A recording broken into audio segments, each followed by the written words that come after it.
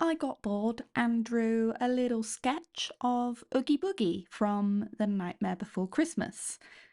We all know and remember how much I love a Tim Burton moment, so that's what we're doing today.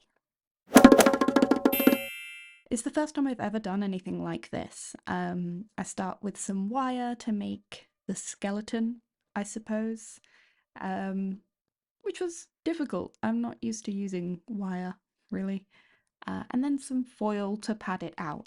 If I were going to use clay for the entire thing, it would spend ages drying. So we've gone with foil just to give it a bit more structure and something to build upon. Obviously, those eagle-eyed viewers will notice the beef paw in the corner of the screen there. Of course, he had to be involved. Next up, I got some clay. So I added just a light layer over the foil to start with, just to get it all covered. And afterwards, I go in to start building the actual mass of the body, I suppose. Mass, is that the word? Moving on. I did have to get some water because, well, it's air dry clay and I was taking forever, so I also ripped off the arms because I didn't like them. So I did them again, and second time round, much, much better. After this, it was about using some little sculpty tools that I've seen people use and thought might be fun too. Just to join any of the creases and to smooth out any lumps and bumps that aren't supposed to be there, and more importantly to give some details to the face and kind of the structure of the body and the pose that he's in. I have a lovely little cloth that I used to give Oogie Boogie that burlap sack texture that he has, and we cut through the seam. It's a really interesting part of his character because some of the seams are burst open and little worms come out of it. But it did take a very, very long time to do an entire seam and create and attach tiny little stitches of thread onto his entire body. Once that had dried, I gave it a slight sand just to get rid of any of the extra marks that had set in for drying, and it was ready to paint. Minus the little piece that broke off, and I couldn't be bothered to put it back on, so we ignored that happened. I needed a reference picture because I kind of forgot what colour he was. So once I'd got that, I began mixing this kind of murky brown burlap colour. It was really tricky to get actually because obviously the only references you have are of the actual film, and there's a lot of change in lighting conditions and things like that.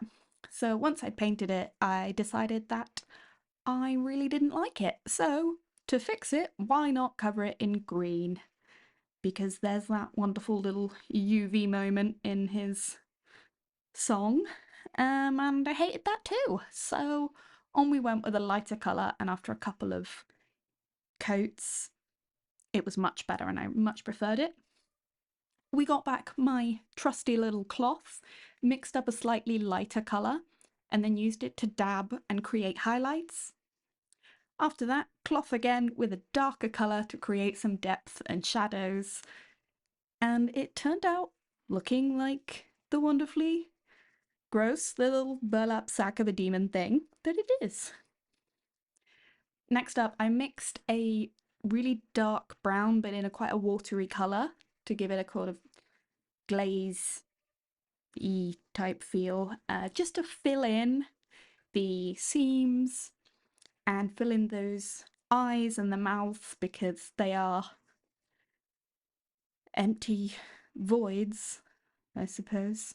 And then just to really just highlight those shadows, create a lot of depth and movement within him, and just making sure that everything's really contrasty but not in a too cartoony way, because I do want it to look like the stop motion character. And then of course going over the little stitchy threads that I'd made in a kind of almost black colour, and then went in with some extra black just to give the deepest part of the sculpture those shadows, and then some teeny tiny little bits of white just to highlight some extra bits on the higher surface for a little bit of drama because we love it. Then, whilst that was drying, I decided it would be fun to make a load of tiny worms to come out of his body. In hindsight, I probably should have just made them while I sculpted the rest of the thing, but we live and learn. They were very fiddly, and I made a little snaky worm type thing to come out of his head too. That was extra fun, and we went about painting them. Worm coloured, obviously. Naturally, my camera did stop recording halfway through finishing the piece without me noticing, so we're going to cut very quickly to the finished item.